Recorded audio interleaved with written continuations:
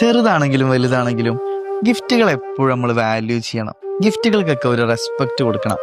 അതെന്താ അറിയോ, ഒരാൾ നമുക്ക് വേണ്ടി ഒരു ഗിഫ്റ്റ് വാങ്ങി തരാന്ന് പറയുമ്പോൾ അയാൾ അതിനു വേണ്ടി ഒരുപാട് ടൈം സ്പെൻഡ് ചെയ്യുന്നുണ്ട്, ഒരുപാട് എഫേർട്ട് എടുക്കുന്നുണ്ട്. നമ്മളെ ഇഷ്ടങ്ങൾ എന്തൊക്കെയാണെന്ന് മനസ്സിലാക്കി അതിനു വേണ്ടി തിരഞ്ഞു നടന്ന് ഒരുപാട് കറങ്ങിയിട്ടാവും ചിലപ്പോൾ അയാൾ ആ ഗിഫ്റ്റ് വാങ്ങിയിട്ടുണ്ടാവുക.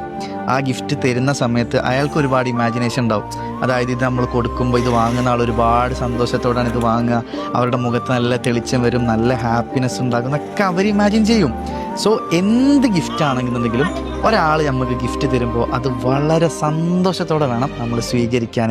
അത് എന്ത് ഗിഫ്റ്റ് ആണെങ്കിലും, പ്രത്യേകിച്ച് ഗിഫ്റ്റ് എന്ന് പറയുന്നൊരു കാറ്റഗറിയിൽ പ്രൈസ് എന്ന് പറയുന്നൊരു സെഗ്മെൻറ്റേ ഇല്ല. ചെറുതോ വലുതോ എന്തോ ആയിക്കോട്ടെ, നമ്മളത് സ്വീകരിക്കേണ്ടത് വളരെ സന്തോഷത്തോടെ. പിന്നെ മറ്റൊരു കാര്യം എന്ന് പറയുന്നത്, ഈ ഗിഫ്റ്റ് കിട്ടുക എന്ന് പറയുന്നത് വളരെ വലിയൊരു ഭാഗ്യമാണ്. എല്ലാവർക്കും ഈ ഒരു ഭാഗ്യമില്ല. ഗിഫ്റ്റ് എല്ലാവർക്കും കിട്ടൂല, അതുപോലെ തന്നെ ഗിഫ്റ്റ് എല്ലാവരും കൊടുക്കൂല.